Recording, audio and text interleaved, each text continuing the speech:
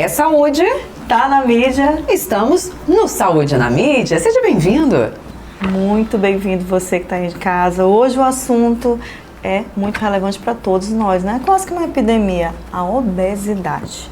Vamos falar das formas de emagrecimento e também das polêmicas envolvendo emagrecimento com medicação, com cirurgia, tudo que você precisa saber. Agora, no Saúde na Mídia, a gente recebe um especialista no assunto, o cirurgião bariátrico de obesidade, também Dr. Giuliano Campelo, que está conosco aqui hoje. Seja bem-vindo no Saúde na Mídia, doutor. Seja muito bem-vindo, doutor. Muito obrigado, é um prazer sempre estar presente aqui no Saúde na Mídia. É um programa que realmente leva uma informação de qualidade, uma informação ética, e isso que a gente precisa para esclarecer a população com um tema tão relevante como esse, que é a obesidade. Ele já começa falando tão bem do programa. Pode falar mais, doutor. Vamos começar. Já que ele começou elogiando o programa, a gente se sente à vontade agora, né? A gente já pode perguntar qualquer coisa, doutor. Pode, tá Vamos liberado. começar então logo. Vamos começar Hoje com polêmica? Tá tudo. Que é pra você se inscrever aqui no canal e começar a bater papo com a gente. É o seguinte, doutor. Muitos medicamentos saindo no mercado que prometem ajudar no controle da obesidade. A gente sabe que a obesidade é uma epidemia, como a Karina muito prontamente falou. A gente sabe que é uma doença crônica, e que muitas pessoas precisam dessa ajuda porque realmente não conseguem sozinha. Já tentaram de tudo e aí partem para medicação. Medicamentos aí como Ozempic, Wegovy, até o Godzilla, agora o Mounjaro, que também está famoso. Você pode falar um pouquinho mais sobre essas medicações que têm saído pra gente, se elas realmente são eficazes no combate à obesidade e por que tem tanta polêmica envolvendo esses novos medicamentos? Na verdade, Amanda, eu nem acho que seja polêmica. Na verdade, é um assunto muito importante. A obesidade, foi bem falado, é uma doença crônica, multifatorial, e que ela passa por toda uma escala de tratamento. Desde o tratamento clínico, com mudança de hábitos alimentares, atividade física, uso de medicamentos, tratamento endoscópico, tratamento cirúrgico. E o paciente ele precisa ter acesso a toda essa escala de tratamento. Só que até 5, 6 anos atrás, as opções de tratamento medicamentoso que a gente tinha, os resultados eram muito pobres. Eram resultados onde o paciente não tinha ele acabava abandonando o tratamento porque ele não alcançava o que ele queria com o tratamento medicamentoso. Com o surgimento das novas drogas, que são chamados de análogos de GLP-1, é um hormônio que o nosso corpo produz que ajuda no controle da obesidade, diminui a fome e aumenta a saciedade. Esses medicamentos trouxeram um novo patamar para o tratamento da obesidade. Isso é uma coisa muito importante. O tratamento teve resultado melhor com as novas drogas, mas a gente precisa chamar atenção para uma coisa importantíssima, que é a automedicação. Junto com o tratamento com melhores resultados, o paciente acabou buscando e tomando o medicamento que a vizinha, que o primo, que a prima, que a tia usava com aquela dose que foi passada. Então a gente começa chamando a atenção da importância de um tratamento para a obesidade, um tratamento ético. Esse tratamento ele precisa passar pelo acompanhamento de um médico, ou um nutrólogo, ou um endocrinologista, precisa passar por avaliação com a equipe multidisciplinar, nutricionista, psicólogos, educador físico. Para quê? Para que a gente consiga extrair da medicação o melhor resultado dela. Porque senão a gente pode ter o tal do efeito rebote? A obesidade é doença crônica. Toda vez que a gente fala em doença crônica, o que se fala? Não se fala em cura, se fala em controle. Então é um tratamento que a obesidade tem controle, não tem cura. Por isso a gente precisa desse acompanhamento com toda essa equipe que a gente falou. Porque se o paciente começa a tomar medicação e suspende a medicação, ele vai voltar a ganhar peso. Ele vai recuperar o peso perdido e às vezes até alcançar um nível maior do que estava. Vamos imaginar um paciente hipertenso, que ele está controlado. O paciente toma o remédio da pressão todos os dias e todo dia a pressão dele está estável. Se ele suspender o tratamento porque a pressão está estável, o que vai acontecer? Vai desandar. Vai subir. Com certeza. Então a pressão vai voltar a subir. Então esse tratamento ele precisa ser bem individualizado para cada paciente. Tem paciente que precisa perder 5 quilos, tem paciente que precisa 10, tem paciente que precisa perder 30 quilos, tem paciente que precisa perder 50 quilos. Então, para cada paciente, a gente tem que saber o que vai oferecer para aquele caso específico. Imagina que o medicamento ele tem um limite de perda de peso. Hoje a gente fala em torno de 15% a 18%. Então, não seria interessante eu oferecer o tratamento para um paciente que precisa perder 20, 30, 40% do peso dele, porque ele vai dizer que o medicamento não funciona, mas não é que o medicamento não funciona, é porque aquele medicamento ele tem um limite. Então por isso que é interessante que vários especialistas estejam entendendo o que é a obesidade para aquele paciente. E aí sim a gente consegue um resultado melhor. E por falar de tratamentos para a obesidade, existem inúmeros. Quais são os principais? Primeira opção, tratamento clínico. Tratamento clínico a gente fala é mudança de estilo de vida e atividade física, hábitos alimentares e sair do sedentarismo. Primeiro ponto. Segundo ponto, tratamento medicamentoso. O tratamento medicamentoso tem medicamentos orais e medicamentos injetáveis. Terceiro ponto, a gente vai para o tratamento endoscópico. Então, vê que a gente está subindo uma escala de acordo com a complexidade da doença. Tratamento endoscópico não teve resultado, tratamento O que seria cirúrgico. o tratamento endoscópico, doutor? Hoje o tratamento endoscópico que é liberado pelo Conselho Federal de Medicina é o balão intragástrico. Entendi. Então alguns pacientes vão ter benefício com o balão e aqueles pacientes eles precisam tentar o balão antes de pensar em fazer uma cirurgia. Não resolveu com tratamento endoscópico, tratamento cirúrgico. Isso muda de acordo com o que o paciente já tentou de tratamento e muda também de acordo com a gravidade da doença. Imagina que a gente tem um paciente que tem uma obesidade mais grave, a gente precisa resolver aquele quadro mais rápido. Se a gente precisa resolver mais rápido, a gente tem que passar por essa etapa do tratamento num intervalo mais curto. O paciente, quando ele vai tentar o tratamento, a gente dá um tempo para ele. Vamos tentar o tratamento clínico durante 6 meses. Não resolveu durante 6 meses, a gente não pode ficar insistindo naquele tratamento clínico. Vamos ter que usar medicamento. E às vezes o paciente resiste. Doutor, mas eu não gosto de usar medicamento. Esses medicamentos podem ser oral ou injetável.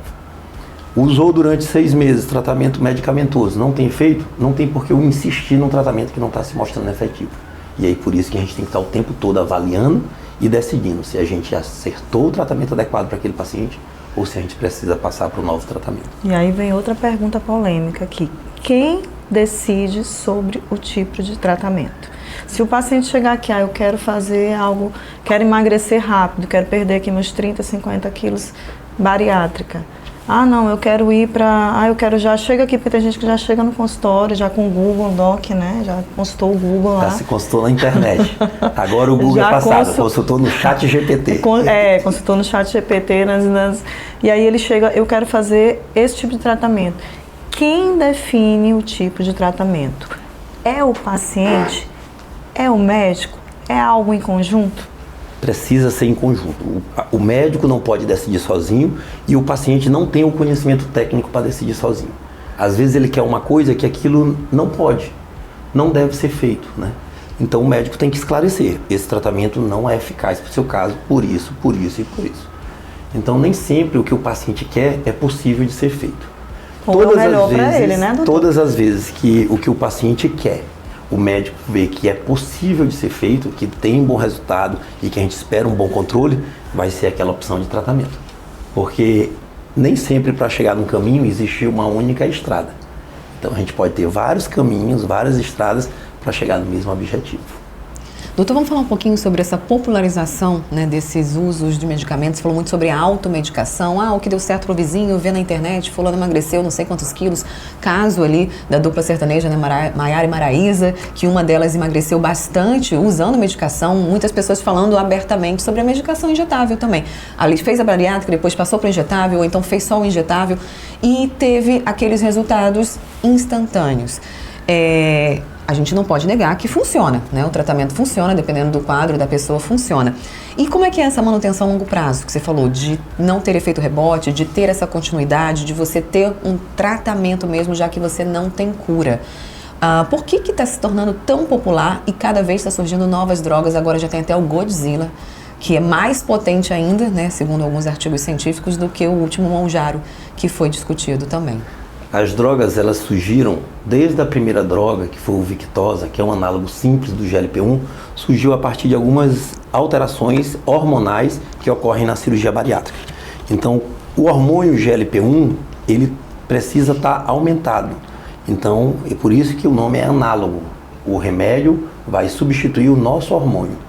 Só que isso, que a princípio traz um bom resultado, porque eu vou aumentar o meu GLP-1, a longo prazo eu posso ter um problema. A partir do momento que eu tomo esse análogo, que é uma cópia do meu hormônio, o meu corpo para de produzir esse hormônio. Porque se eu estou oferecendo, ele não produz. E se eu paro de usar o medicamento, o que acontece? O corpo também não está produzindo. Então eu fico sem tomar e fico sem produzir. E aí daí vem o efeito rebote. Então, do mesmo jeito que quando o paciente ele começa a tomar o medicamento, ele precisa progressivamente ir aumentando a dose, esse aumento progressivo é para poder tornar o tratamento medicamentoso mais tolerável, porque existem efeitos colaterais da medicação. Então, se vai aumentando gradativamente, a gente tende a diminuir os efeitos colaterais. Da mesma forma, eu preciso, quando eu atinjo o meu objetivo de peso, eu preciso ir diminuindo gradativamente. E aí isso, normalmente, leva um ano. Nossa. E um ano a gente cai num problema que é o problema financeiro. São medicamentos caros, que às vezes o paciente que se automedica, que é o grande problema, ele compra um mês, toma, no outro mês ele não toma, no outro, terceiro ele volta a tomar, toma no quarto, suspende no quinto. Então assim, isso gera um problema, porque ele desregula a sua parte hormonal. E isso ele gera uma obesidade que às vezes lá na frente vai ser mais difícil de tratar. Então a gente não pode negar que a medicação veio para ajudar, mas veio para ajudar quando a gente sabe utilizar aquela ferramenta. A gente não pode usar de forma indiscriminada. O paciente ele precisa entender que ele tem que estar preparado para usar o medicamento durante pelo menos um ano. Teve um trabalho interessante que a gente estava no Congresso de Obesidade agora e discutiu, que foi um trabalho quando lançou uma das drogas para tratar a obesidade. E 1/3 dos pacientes suspenderam o tratamento. A princípio, a ideia que se dava é que o paciente não teve como continuar com o tratamento por questões financeiras. Mas era uma pesquisa, então o paciente ganhava o medicamento. Então ele suspendeu por intolerâncias ao medicamento, por efeitos colaterais. Então isso também precisa de uma equipe que pode ser usado alguns tratamentos, alguns medicamentos, uma forma escalonada de aumentar a dose do remédio, para que o paciente consiga tolerar o tratamento. Essa intolerância que você fala são exatamente os enjoos que muitas pessoas relatam, aqueles sintomas ali de quem está usando a medicação, seriam esses efeitos colaterais? Às vezes pode ter enjoo, pode ter dor abdominal, pode ter vômito, pode ter quadros que a gente chama de abdômen agudo. O paciente simula uma urgência abdominal. Às vezes vai para o pronto-socorro achando que está com uma suspeita de apendicite, uma obstrução intestinal, alguma coisa do tipo, e quando chega lá a gente vê que era só pela medicação. Então, às vezes, o que parece ser um abdômen que o cirurgião chama de abdômen cirúrgico, é uma urgência cirúrgica, é uma urgência medicamentosa. Então, por isso a importância de não querer aquele resultado para ontem, né? Que é o que o paciente chega, doutor, eu tenho daqui a uma semana um casamento para ir, eu tenho que perder 5 quilos. Doutor, daqui a um mês eu vou casar, eu tenho que perder. Então, assim, não é assim. O tratamento da obesidade tem que ser um tratamento devagar, porque o paciente ele não ficou obeso da noite para o dia. Ele não vai emagrecer da noite para o dia. E não é só uma coisa que funciona somente com medicação ou com cirurgia, porque pode ser que a pessoa tome a medicação durante um ano e no outro ano volte a engordar. E a maioria das pessoas também que tomam medicamento, ou até mesmo que se submetem à cirurgia, por exemplo, bariátrica, às vezes reclama do reganho de peso. É comum isso, doutor? Justamente, é muito comum. No tratamento com medicamento, o trabalho mais recente que saiu estudou o paciente durante um ano. Um ano o paciente usando a medicação, quando ele suspende a medicação, em torno de 1/3 dos pacientes, 30%, 40% dos pacientes, conseguem sustentar aquele resultado. 2/3 vai ter reganho. Mas o reganho, no caso, mais do que ele tinha anteriormente? Aí depende do que ele teve de mudança de hábitos. Perfeito. Aquele paciente que mudou os hábitos, que está fazendo uma atividade física, está fazendo um acompanhamento nutricional, às vezes é um reganho pequeno e aceitável, porque normalmente quando o paciente perde peso, um reganho de até 10% do que ele perdeu, a gente considera aceitável. Sim. Imagina um paciente que perdeu 20 quilos, ganhou 2, está dentro do que a gente espera. Não pode passar disso. Essa fórmula também é usada na cirurgia bariátrica. Na cirurgia bariátrica, 1/3 dos pacientes, 30% dos pacientes vão voltar a ganhar peso. E também a gente vê que é o mesmo tipo de paciente. É o paciente que não mudou os hábitos alimentares, abandonou o tratamento com a equipe, ou o paciente que não faz uma atividade física. Esse paciente ele tem uma alta chance de reganho de peso. Então, por isso, é importante que ele precisa ser acompanhado. E, na verdade, mudar a mentalidade, né? Porque mesmo com a bariátrica, a pessoa emagrece às vezes 50, 30, 50 quilos, mas não muda a cabeça, o acompanhamento, né? Então, acompanhamento a gente reforça a importância do acompanhamento multidisciplinar. Não é só operar, não é só tomar remédio. Não é só colocar um balão, ele precisa do acompanhamento da nutricionista, precisa do acompanhamento psicológico, porque às vezes o paciente, é uma coisa que a gente vê com muita frequência, o paciente quando ele vem buscar o tratamento da obesidade, ele já tem outros problemas associados. Esses problemas, eles não vão sumir com a perda de peso, e às vezes o paciente acha que se ele perder peso, vai sumir todos os problemas que tem em volta da obesidade. Então esse paciente, ele tem que ter essa consciência. A gente brinca, né? São 4 pontos importantes. tem o ponto da atividade física, tem o ponto da alimentação, que é com a nutricionista, tem a parte psicológica e tem a parte do tratamento em si oferecido. Esses 4 pontos têm que andar junto. E no centro desses 4 pontos a gente tem o paciente. O paciente ele precisa entender o seu papel. E uma pergunta interessante que a Karina fez no começo, quem decide qual o tratamento? O paciente ele tem que participar. Se ele não participa disso, ele acaba delegando uma responsabilidade dele para a equipe. E Joga ele tudo acha pra que cima da só equipe. o remédio, só a cirurgia, só o tratamento endoscópico, só aquilo ali vai resolver o problema. Então a gente sempre chama a atenção para a necessidade de educar o paciente. Educar no sentido de ele entender o que é obesidade, entender o que acontece com o paciente que não busca o tratamento no período certo, entender o que pode acontecer depois dos tratamentos que ele vai submeter. E por isso a importância de programas como esse. Então a gente vê que aqui o objetivo principal é levar a educação para o paciente que vai estar assistindo e vai ver, eu preciso de um acompanhamento. Eu não vou fazer isso pela internet, eu não vou fazer isso pelo meu vizinho, não vou fazer porque eu olhei que minha prima deu certo, eu vou me tratar. E o tratamento começa com a avaliação, a anamnese. Então a gente tem que entender qual é o ponto principal que levou aquele paciente à obesidade.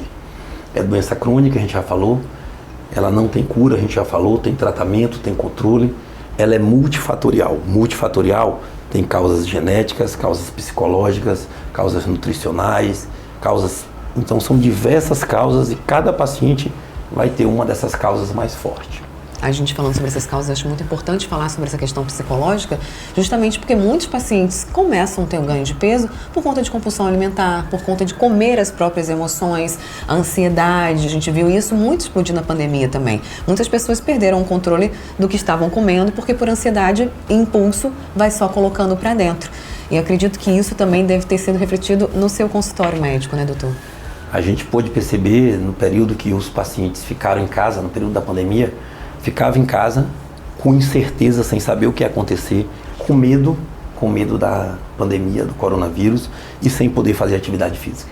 Então a gente viu uma explosão na obesidade. E aí quando o paciente ele busca o tratamento, ele começa a entender o que aquilo ali tem de importância no seu quadro. Por isso que a gente falou aqui, que é importante saber o que cada paciente vê. E às vezes a gente pergunta para o paciente no consultório, por que você acha que está ganhando peso? O paciente diz, não, doutor, é porque eu estou passando por um problema, uma situação difícil, eu estou acabando me alimentando de forma errada, estou descontando na comida, ou não, doutor, eu tive um problema de saúde, que eu precisei tomar um medicamento, é um corticoide que me levou ao ganho de peso. Então, assim, por isso que é importante essa primeira conversa. E a primeira conversa a gente brinca com os pacientes, tem que ser aberta. O paciente ele não pode ter medo, não pode chegar lá e dizer para o médico, não, doutor, eu não sei por quê.